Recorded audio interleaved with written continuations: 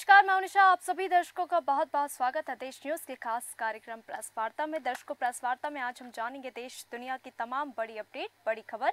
ऐसी कौन सी खबर है जो आज सुर्खियों में बनी हुई है और अखबारों में प्रमुखता से प्रकाशित की गई है। हमारे साथ एडिटर इन चीफ जय श्रीवास्तव जी, हमारे साथ एडिटर सूरज जी, हमारे साथ स्थानीय संपादक राजेश जी, हमारे साथ लखनऊ ब्यूरो से ज्ञानेश जी और उत्तराखंड ब्यूरो से हमारे साथ महेश जी हैं, जो तमाम आज की बड़ी अपडेट, बड़ी खबर आप तक पहुंचाएंगे। और सबसे पहले आज हम जानेंगे कि राष्ट्रीय स्तर पर ऐसी कौन सी खबर है जो आज सुर्खियों में बनी हुई है और अखबारों में प्रमुखता से प्रकाशित हुई है, अखबारों में हेडलाइंस बनी हुई है। एडिटर इन चीफ जय श्रीवास्तव जी। देखिए, आज सबसे जो बड़ी खबर है वो ये है कि जो पेपर लीक जिस स्क्रीनशॉट के आधार पर न केवल केस दर्ज हुआ बल्कि नेट की जो परीक्षा रद्द कर दिया था वो फर्जी निकला है। मतलब ये है कि कोर्ट ने जिस पेपर लीक कांड में एक स्क्रीनशॉट को महत्वपूर्ण दस्तावेज मानकर नेट रद्द कर दी, उसी को अब फर्जी माना जा रहा है, क्योंकि उसके जब इन्वेस्टिगेशन हुआ है तो वो फर्जी निकला है। इसका ये मतलब ये है कि अब नीट धीरे धीरे क्लीन होता जा रहा है और जिस प्रकार लोग आरोप लगा रहे थे उसमें जो मुख्य आरोपी है वो सब गिरफ्तार हो चुके हैं, अधिकतर लोग गिरफ्तार हो गए। कल धर्मेंद्र प्रधान ने छात्रों से मिलकर ये जानकारी दी है कि जो आधार तैयार किया गया था सरकार को बदनाम करने के लिए, उसमें मुख्य एक दस्तावेज लगाया गया था जिसमें स्क्रीनशॉट था। मतलब जो पेपर लीक है, पेपर लीक के लिए पेपर के पहले फोटो ली गई है और उसके स्क्रीनशॉट जो है भेज दिया गया कि भाई ये देखो, जो परीक्षार्थी है उनको तो केवल कंटेंट चाहिए था, उसमें स्क्रीनशॉट से उनका काम चल रहा था। तो इसी को देखते हुए नीट के जो है ये रद्द कर दिया था जी। तो उसके बाद जो है ये जो स्क्रीनशॉट की जांच होने पे अब वो फर्जी निकला है जी। अब दूसरी एक खबर है जो कोर्ट ने जिस प्रकार से वित्त सचिव को खुद पेश होने के लिए फटकार लगाया था और चीफ सेक्रेटरी को भी फटकार लगाया था, वो अब कोर्ट ने कहा कि भाई आपको जेल नहीं भेजा जा रहा है, लेकिन आपको कोर्ट का सम्मान करते हुए आपको आना तो पड़ेगा। बिल्कुल। और कोर्ट में यदि हाजिर नहीं होगे तो निश्चित रूप से जो है हम इसमें कार्रवाई करेंगे और कोर्ट ऑफ कंटेम्प्ट भी लगाएंगे जी। तो आपको इस डर से कि आपको कोई आने पर कोई जेल थोड़ी भेज दिया जाएगा, इस कंटेंट के साथ में उनको फिर से 7वीं बार नोटिस जारी किया है और उनको आने के लिए आदेशित किया है। तो मुझे लगता है कि कोर्ट के जो मंशा है कि वो आए और सही स्थिति से वो अवगत कराए। बिल्कुल। एक और खबर ये है कि जो शाही जश्न है वो आज है, क्योंकि जो अंबानी परिवार है आज जश्न में डूबा हुआ है कि 7 फेरे लेंगे आज अनंतर राधिका।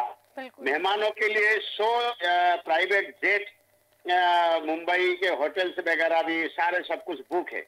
तो मतलब यही है कि इंडिया के सबसे बड़े स्तर की जो शादी है वो आज होने वाली है।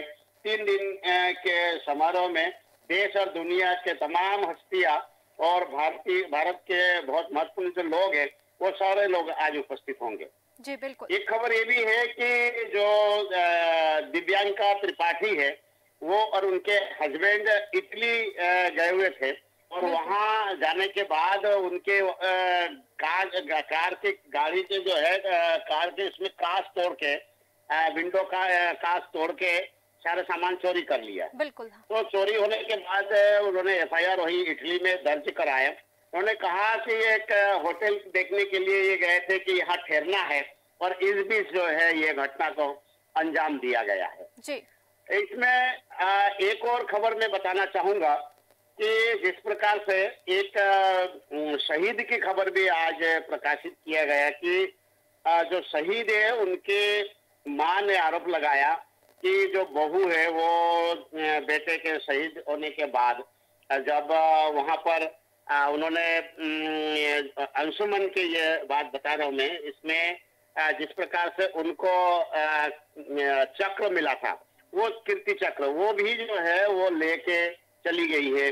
और परिवार को जो है इसी हाल में छोड़ के वो चली गई है। उनके किसी प्रकार से कोई जो कीर्ति चक्र है उसके निशानी भी उन्होंने नहीं छोड़ा है। तो ये एक दुख की बात है कि जब एक बेटा सीमा पर शहीद होता है और उसके बाद अगर वो चक्र भी लेके और रिसीविंग की कॉपी, जो चक्र प्राप्ति के रिसीविंग है, वो भी कॉपी लेके वो चली गई है।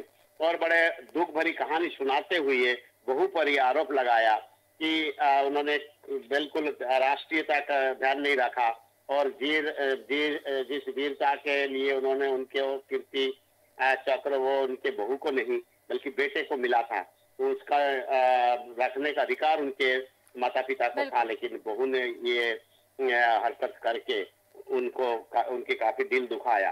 तो उन्होंने एक मांग करी है कि इस प्रकार के जब भी कोई चक्र वगैरह दिया जाता है तो उसके कोई नियम में परिवर्तन होना चाहिए कि वो उस पर जो है माता पिता का अधिकार हो। उसमें पत्नी यदि चले जाए तो पत्नी का तो कुछ नहीं है, वो तो उनके साथ में एक स्मृति लेके गई है, लेकिन माता पिता के लिए जो है ये दुख की घड़ी और ये सोचनीय बात होता है। जी जी जी बिल्कुल। और तमाम अंतर्राष्ट्रीय खबरों में क्या कुछ खास है हम जानेंगे। हमारे साथ एडिटर सूरज जी है। सूरज जी, आज अंतर्राष्ट्रीय खबरों में क्या कुछ खास है जो अखबारों में प्रमुखता से प्रकाशित हुआ, लगातार सुर्खियों में बना हुआ, दर्शकों के साथ साझा करें। उसी देश पाकिस्तान से है और जहां पर पाकिस्तान के लिए जिस तरह की जो बात आ रही है कि चाइना ने उसका पाकिस्तान का जो दर्जा है वो घटा दिया है। मैं बताना चाहूंगा कि 2022 में पाकिस्तान को चाइना ने सर्वोच्च प्राथमिकता वाली श्रेणी में रखा था। पड़ोसी देशों की जो श्रेणी बनाई थी उसमें चाइना ने पाकिस्तान को सर्वोच्च प्राथमिकता वाले देश में रखा था, लेकिन अब हटा करके सिर्फ प्राथमिकता वाले देश में शामिल किया है। इसको लेकर के पाकिस्तान में एक तरफ जहां चिंता जताई जा रही है, मैं बताना चाहूंगा कि प्रधानमंत्री जो है पाकिस्तान के शहबाज और जो आर्मी चीफ मुनीर हैं, उन्होंने चीन का दौरा किया था। 3 घंटे तक चाइना के जो राष्ट्र प्रमुख है उनसे बात भी की थी, लेकिन उसके बावजूद भी पाकिस्तान को सर्वोच्च प्राथमिकता वाले देश से हटा दिया। मैं बताना चाहूंगा कि इसके पीछे जो बड़ी वजह है, क्योंकि जैसा देखा जा रहा था कि पाकिस्तान में जो निवेश किया जा रहा है चाइना के द्वारा, चाइना के व्यापारियों के द्वारा, तो लेकिन वहाँ सुरक्षा के कोई पर्याप्त इंतजाम नहीं है, पुख्ता इंतजाम ना हो पाने के कारण से चाइना ने यह कदम उठाया। दूसरी तरफ मैं बताना चाहूंगा कि जो पाकिस्तान में चीनी कर्मचारियों की मौत हुई थी और प्रोजेक्ट पर जो हमले हुए थे उससे चीन खफा है और उसको लेकर के उसने एक कदम उठाया, क्योंकि यहाँ एक मांग भी की गई कि चीन की शंकाओं को दूर करने के लिए, हालांकि पाकिस्तान ने कराची में चीनी प्रोजेक्ट को सुरक्षा के लिए स्पेशल यूनिट बना दी है। पोर्ट सिटी ग्वादर में मल्टी लेयर सिक्योरिटी सिस्टम और सैकड़ों चौकियां भी स्थापित कर दी हैं। यही नहीं, इस्लामाबाद में चीनी इंजीनियरों की सुरक्षा के लिए नया पुलिस फोर्स तैनात कर दिया गया है। 2021 में अफगानिस्तान में युद्ध समाप्त होने के बाद तालिबान के सत्ता में आने से पाकिस्तान की परेशानियां बढ़ गई हैं। चीन का जो मेगा प्रोजेक्ट था, उस प्रोजेक्ट पर इस्लामिक स्टेट और पाकिस्तान तालिबान के हमले बढ़ रहे हैं। इस्लामिक स्टेट और पाकिस्तान तालिबान चीन के शिनजियांग में उइगर मुसलमानों पर बीजिंग में दमन का बदला लेना चाहते हैं। तो इस कारण से यह वहाँ चीजें निर्मित हुई हैं और चाइना में जिस तरह से उइगर मुसलमानों पर हमले बढ़े हैं, उनके शोषण की बातें सामने आती है, तो उसका बदला लेने के लिए जो पाकिस्तान में चाइना के इंजीनियर हैं, कर्मचारी हैं, उन पर हमला किया जाता है।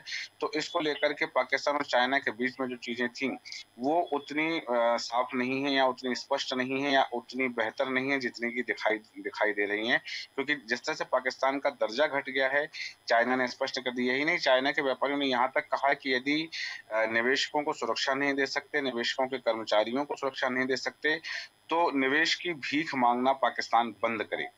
मतलब ये जो बात है कि पाकिस्तान हमेशा निवेश की बात करता है, चाइना से खैरात लेने की बात करता है, तो यहाँ स्पष्ट कर दिया है कि यदि वो सुरक्षा नहीं दे सकते अपने देश में चाइना के लोगों को, चाइना के कर्मचारियों को, तो वो निवेश की भीख मांगना बंद करें। इस तरह से जो बातें सामने आ रही हैं, ये पाकिस्तान के लिए शर्मनाक बातें हैं। बिल्कुल। दूसरी तरफ यहाँ बताना चाहूंगा कि पाकिस्तान की जो अर्थव्यवस्था है वो चाइना के निवेश के भरोसे चलती है और यदि ये निवेश वापस आ जाता है या जो जिस क्रम में देखा जा रहा है कि वहाँ चाइना के व्यापारियों की अविश्वसनीयता बढ़ती जा रही, तो उसके चलते यदि वहाँ निवेश और कम होता है, वापस जाता है, तो पाकिस्तान की मुश्किलें बढ़ जाएंगी, ये संभावना व्यक्त की जाए। दूसरी तरफ एक और बात करना चाहूंगा कि ब्रिक्स संसदीय मंच की बैठक हुई है और इसमें अच्छी बात यह है, भारत के लिए गर्व की बात यह है कि लोकसभा स्पीकर हमारे जो ओम बिरला हैं भारत के, उन्होंने इसको संबोधित करते हुए संसद और सांसदों की भूमिका पर प्रकाश डाला है। उन्होंने किया है कि समावेशी और सतत विकास के लिए जो एजेंडा है उसमें संसद, जितनी भी संसद हैं देशों की, अलग अलग देशों के सांसद, उनकी महत्वपूर्ण भूमिका पर जोर दिया है। और ओम बिरला ने कहा है कि भारत इस दिशा में सक्रिय भागीदारी कर रहा है। हाल ही में दुनिया के सबसे बड़े लोकतांत्रिक देश भारत में दुनिया के सबसे बड़े चुनाव के बारे में उन्होंने वहां जानकारी दी है और 65 करोड़ मतदाताओं ने वोटिंग की है, इस पर नरेंद्र मोदी को तीसरी बार पीएम पद की शपथ ली है। तो ब्रिक्स के सम्मेलन में भारत का जो उद्बोधन है, भारत का जो प्रतिनिधिमंडल गया है, उस मंडल का नेतृत्व कर रहे हैं ओम बिरला और उन्होंने संसद और सांसदों की भूमिका पर जोर दिया। दूसरी तरफ एक खबर का और जिक्र करना चाहूंगा और ये खबर भी चाइना से है कि चीन ने उत्तर अटलांटिक संधि जो नाटो है उस पर दूसरों की कीमत पर सुरक्षा का प्रयास करने का आरोप लगाया है और चाइना ने कहा है कि वह एशियाई देशों के बीच में अराजकता ना फैलाए, क्योंकि जैसा हम देख रहे थे कि जब प्रधान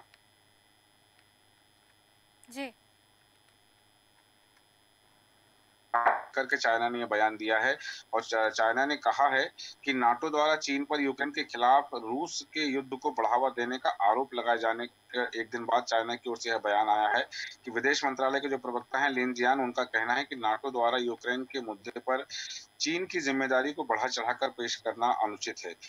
जो प्रवक्ता हैं लिन, उन्होंने कहा है कि रूस के साथ चीन का व्यापार वैध और उचित है। साथ ही उन्होंने यह भी कहा कि विश्व व्यापार संगठन के नियमों पर यह आधारित है। तो इस तरह की जो चीजें हैं कि चाइना ने जो बात कही कि नाटो एशिया में अराजकता फैला रहा है और वो इस तरह की घटनाओं को, इस तरह की बयानबाजी को बंद करे। जी बिल्कुल। और तमाम मध्य प्रदेश की अपडेट जानेंगे। मध्य प्रदेश में आज क्या कुछ खास है, क्या कुछ सुर्खियों में बना हुआ है, हमारे साथ स्थानीय संपादक राजेश जी हैं। राजेश जी, मध्य प्रदेश की आज तमाम बड़ी अपडेट क्या है, दर्शकों के साथ साझा करें। निशा, सरकार से जुड़ी हुई दो अहम खबर है जो समाचार पत्रों में आज प्रकाशित हुई है। अगर हम प्रदेश सरकार की बात करें, डॉक्टर मोहन यादव सरकार की बात करें, तो लगातार प्रदेश में निवेश कैसे आए इस दिशा में काम कर रही है। हालांकि इसके पहले जब मुख्यमंत्री के तौर पर शिवराज सिंह चौहान यहाँ पर थे, तमाम इन्वेस्टर समिट यहाँ पर हुई, लेकिन ये भी सवाल खड़ा होता रहा कि इतनी इन्वेस्टर समिट हुई है लेकिन निवेश कितना आया है। लेकिन अब सीएम डॉक्टर मोहन यादव मध्य प्रदेश में निवेश बढ़ाने को लेकर लगातार प्रयासरत है। हमने देखा कि इससे पहले उज्जैन में एक रीजनल इन्वेस्टर समिट हुई थी, उसमें भी कई तरह के निवेश प्रस्ताव आए थे। कुछ पर काम शुरू हो चुका है, कुछ धरातल पर आने लगे हैं, कुछ पर काम अभी होना बाकी है। लेकिन अब जिस खबर की बात मैं कर रहा हूं कि मध्य प्रदेश में निवेश को लेकर, औद्योगिक निवेश के प्रस्ताव को लेकर मुंबई में उद्योगपतियों के साथ 13 जुलाई को यानी कि कल मुख्यमंत्री डॉक्टर मोहन यादव निवेशकों से चर्चा करेंगे और प्रदेश में जो इन्वेस्टर समिट तकरीबन 6 महीने बाद होना है और भोपाल, राजधानी भोपाल में इन्वेस्टर समिट होना है। इसमें निवेशकों को आकर्षित करेंगे कि किस तरह से मध्य प्रदेश में वातावरण है, किस तरह से मध्य प्रदेश में परिस्थितियां निवेश को लेकर बेहतर है। तो प्रदेश में उद्योगों और निवेश को बढ़ावा देने के लिए मुख्यमंत्री डॉक्टर मोहन यादव शनिवार 13 जुलाई को मुंबई में देश भर के बड़े जो औद्योगिक समूह हैं, जो इन्वेस्टर हैं, उनके प्रतिनिधियों के साथ मुलाकात करने वाले हैं।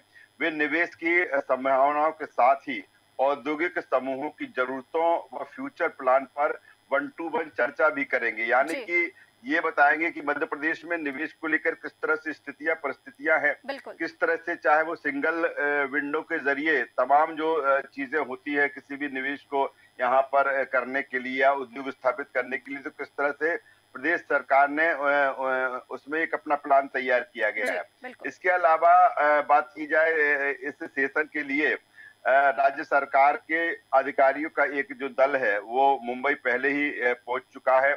औद्योगिक नीति और निवेश प्रोत्साहन विभाग के जो प्रमुख सचिव हैं राघवेंद्र सिंह इस समिट में जो मध्य प्रदेश में निवेश के अवसरों और संभावनाओं की जानकारी औद्योगिक प्रतिनिधियों को देंगे। यहाँ हम आपको बता दें निशा कि जिस तरह से राज्य सरकार ने मध्य प्रदेश में निवेश को प्रोत्साहित करने के लिए वर्ष 2025 को उद्योग वर्ष घोषित किया है, यानी कि 2025 है वो उद्योग वर्ष के से मनाया जाएगा।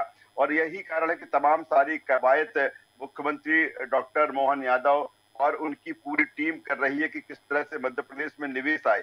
क्योंकि सबसे बड़ी बात यह है निशा की निवेश को लेकर कई बार इन्वेस्टर समिट हुई, कई पहल हुई, लेकिन जितना निवेश आना चाहिए था उतना निवेश नहीं हुआ। और अब यही कारण है कि नई नीति के तहत, नई निवेश नीति के तहत उद्योग घरानों को निवेश करने के लिए प्रोत्साहित किया जा रहा है, उनसे चर्चा की जा रही। तो यही कारण है कि जो मुंबई में ये बैठक होने वाली है सीएम के साथ में, काफी अहम है। दूसरी तरफ मैंने जिस तरह से पहले कहा कि सरकार से जुड़ी हुई दो अहम खबर है। दूसरा है कि मुख्यमंत्री डॉक्टर मोहन यादव लगातार अलग अलग संभाग स्तर पर जो अपने विधायकों से बातचीत कर रहे हैं, चर्चा कर रहे हैं। कल भी भोपाल और नर्मदापुरम के संभागों के जो विधायक हैं उनके साथ उन्होंने चर्चा की। इसके पहले रीवा, शहडोल, जबलपुर, सीधी तमाम संभागों के विधायकों से चर्चा वो कर चुके हैं। चर्चा इस बात को लेकर है कि जिस तरह से कहा गया है कि विधायक अपने क्षेत्र का जो विजन डॉक्यूमेंट है वो खुद तैयार करें, क्योंकि एक विधायक बेहतर तरीके से जानता है कि उसके क्षेत्र में, उसके विधानसभा क्षेत्र में किस तरह से विकास होना चाहिए, किस तरह से निवेश होना चाहिए। तो प्रदेश की मोहन यादव सरकार अगले 4 साल के लिए हर विधानसभा क्षेत्र का एक विजन डॉक्यूमेंट तैयार कराएगी। इस विजन डॉक्यूमेंट में हर एक विधानसभा क्षेत्र में 100 करोड़ रुपए के विकास कार्यों को शामिल किया जाएगा। और इस 100 करोड़ के विकास कार्यों की अगर हम बात करें तो इसके लिए 60 करोड़ रुपए राज्य सरकार देगी और दूसरी तरफ 40 करोड़ रुपए की जो राशि है विधायक सांसदों के क्षेत्र की जो विकास निधि मिलती है या दूसरे माध्यमों से जो आय होती है उसके लिए खर्च इसमें किया जाएगा डेवलपमेंट के लिए। तो एक अहम खबर है, इस पर लगातार सरकार काम कर रही है। एक आखिर खबर जो मानसून को लेकर निशा बताना चाहूंगा कि मध्य प्रदेश से गुजर रही मानसूनी जो टर्फ था वो ऊपर निकल चुकी है। साइक्लोनिक सर्कुलेशन का असर भी कम हुआ है। यही कारण है कि अगर बारिश का जो दौर पहले जो दिख रहा था या जहां पर कई क्षेत्रों में बारिश हो रही थी, अब बारिश का जो दौर कम हुआ है और 15-16 तारीख के आसपास एक नया सिस्टम बनेगा। उसके बाद जो बारिश की जो संभावना है मध्य प्रदेश में वो रहेंगी। जी बिल्कुल, और तमाम उत्तर प्रदेश की अपडेट ले लेंगे। लखनऊ उत्तर प्रदेश से हमारे साथ ज्ञानेश जी। ज्ञानेश जी, तमाम लखनऊ ब्यूरो से क्या कुछ खास है, क्या कुछ प्रमुखता से प्रकाशित किया गया, दर्शकों के साथ साझा करें। निशा, मैं बताना चाहूंगा कि देखिए योगी सरकार में कैबिनेट मंत्री जो हैं, सुबह सभा प्रमुख ओपी राजभर ने अपने जो 6 है विधायक हैं उनको समाजवादी पार्टी का नेता बता दिया है। आपको बता दूं कि उनके एक नेता हैं बेदी राम, जिनके खिलाफ वारंट जारी हुआ। उसके बाद में उन्होंने अपनी पार्टी के विधायक बेदी राम के पेपर लीक मामले में फंसने और उनके खिलाफ गैर जमानती वारंट जारी होने पर ओपी राजभर ने यहाँ तक कह दिया कि उनके 4 विधायक असल में समाजवादी पार्टी से भेजे गए लोग हैं। उन्होंने विधायक बेदीराम, विधायक जगदीश नारायण, विधायक अब्बास संसाद और विधायक दूतराम को अखिलेश यादव की तरफ से भेजे गए प्रत्याशी बताया। वहीं ओपी राजभर की पार्टी से यूपी में कुल 6 विधायक हैं और उन्होंने मीडिया से बात करते हुए कहा कि ओपी राजभर ने कि 2022 के विधानसभा चुनाव के दौरान सुबह सभा और सपा का गठबंधन हुआ था। इसमें सुबह सभा को 17 सीटें दी गई थी। कहा गया था कि 14 सीटों पर सपा के लोग चुनाव लड़ेंगे और इन्हें सुबह सभा केवल सिंबल देगी। यही हुआ। सुबह सभा ने केवल 3 सीटों पर संडीला, शिवपुर और जमुराबाद में अपने प्रत्याशी खड़े किए थे। संडीला में प्रदेश अध्यक्ष, शिवपुर में महासचिव और जमुराबाद में राष्ट्रीय अध्यक्ष यानी मैं चुनाव मैदान में उतरा था। इसके अलावा अन्य सीटों पर सपा के प्रत्याशी थे। वहीं मैं बताना चाहूंगा निशा की जो अटेंडेंस को लेकर, जो डिजिटल अटेंडेंस को लेकर वो कहीं ना कहीं चाहे अखिलेश यादव उन्होंने कहा है योगी सरकार पर निशाना साधा था। वहीं योगी आदित्यनाथ ने प्राथमिक विद्यालयों में डिजिटल अटेंडेंस के मुद्दे पर सीएम योगी ने दखल दिया और उन्होंने मुख्य सचिव और बेसिक शिक्षा विभाग के प्रमुख सचिव से वार्ता करके पूछा कि आखिर दिक्कत कहां पर आ रही है।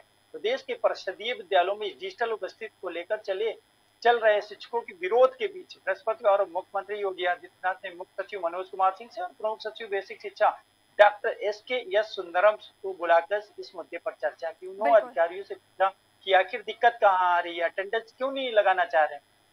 वहीं मुख्य सचिव के सुझाव पर मुख्यमंत्री ने शिक्षक संगठनों से बातचीत करके इस मुद्दे को सुलझाने को कहा और कहा कि सख्ती से पहले शिक्षकों से वार्ता करें उन्हें सहमत करने का प्रयास किया जाए और व्यवस्था को सुगम बनाया जाए। प्रदेश के प्रसिद्ध विद्यालयों में 8 जुलाई से डिजिटल उपस्थिति की शुरुआत होनी थी। पहले दिन ही शिक्षक संगठन इसका विरोध कर रहे थे और बृहस्पतिवार को चौथे दिन भी शिक्षक कर्मचारियों ने डिजिटल उपस्थिति नहीं लगाया और शिक्षकों जिलों में प्रदर्शन भी किया गया। इस मुद्दे पर रार को देखते हुए मुख्यमंत्री ने सुबह ही मुख्य सचिव और मुख्य सचिव शिक्षा को बुलाकर पूरी जानकारी ली। वहीं अखिलेश यादव ने कहा गलत है कि शिक्षक जो जाते हैं रास्ते में एक्सीडेंट हो जाते हैं, तो कहीं न कहीं सरकार को ये कदम सोच के उठाना चाहिए। वहीं मैं बात करना चाहूंगा कि बीजेपी के जो राज्यसभा सांसद हैं, राष्ट्रीय प्रवक्ता सुधांशु द्विवेदी, उनके लखनऊ आवास पर चोरी हो गई और ये लखनऊ जो है इंदिरा नगर सेक्टर 21 में स्थिति है। जी बिल्कुल, और तमाम उत्तराखंड की भी अपडेट ले लेंगे। महेश जी, तमाम उत्तराखंड में क्या कुछ खास है, दर्शकों के साथ साझा करें। निशा जी, मैं आपको बता दूं कि बद्रीनाथ हाईवे जोशीमठ जो 3 दिन से लगातार बाधित था, वो कल देर रात खोल दिया गया है, लेकिन वो आवाजाही केवल पैदल यात्रियों के लिए लगभग वहाँ 3000 यात्री फंसे हुए थे। तो साथ ही मैं आपको बता दूं, क्योंकि बद्रीनाथ में चुनाव भी था, तो वहाँ की जो पोलिंग पार्टियां हैं, कल उसे रेस्क्यू करने के लिए हेलीकॉप्टर से 4 पार्टी को हेलीकॉप्टर से रेस्क्यू किया गया और ला करके उन्हें भेजा गया है। तो साथ ही 36 वाहन ऐसे लगाए गए जो पोलिंग पार्टीज को लेकर के डिस्ट्रिक्ट हेडक्वार्टर पे गए। तो मैं आपको बता दूं कि हाईवे पर कल एक बड़ा हादसा होने से बच गया है। बद्रीनाथ का जो हाईवे जब वो खोल रहे थे, तो अचानक एक बड़ा बोल्डर अचानक आ गया। लगभग 6 मजदूर थे उसमें, जो एक वीडियो वायरल चल रही है, तो उसमें वो बाल बाल बच गए हैं। तो विधायक शैला रानी रावत का कल अंतिम संस्कार किया गया है। उसकी जो अंतिम यात्रा थी उनकी, तो उसमें बहुत भारी भीड़ आ गई। भतीजे और बेटी ने उनको मुखारबिन दी है और त्रिवेणी घाट पर उन्हें रुद्र प्रयाग में उन्होंने अंतिम विदाई दी है। राज के सम्मान के साथ उनकी विदाई दी है। देहरादून और मसूरी में कल का मौसम बड़ा सुहाना रहा है, ये भी प्रमुखता से खबर रही है। तो साथ ही मैं बता दूं कि आपको बाघ और तेंदुए के ब्लड सैंपल से अब उनकी जांच होगी। सीडीवी बीमारी की चुनौती को लेकर ये तैयारी की जा रही है, जो अभी सरकार को पता लगा था कि इस तरह की बीमारी फैल रही है और खास करके तेंदुओं में और बाघ में, तो उनको सुरक्षित और संरक्षित करने के लिए सरकार की ये बड़ी पहल है। तो आपको बता दूं कि एक बहुत बड़ी ठगी का मामला सामने आया है।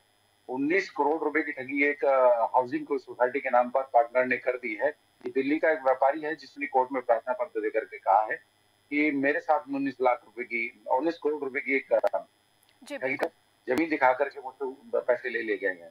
तो वही दिल्ली में जो केदारनाथ मंदिर निर्माण की शिलान्यास हुआ था, उस पर कांग्रेस ने सवाल उठाए हैं। तो साथ ही भाजपा ने उस पर पलटवार किया है कि किस तरीके से वो सनातन धर्म को आगे बढ़ाने की बात कर रहे हैं। जी बिल्कुल।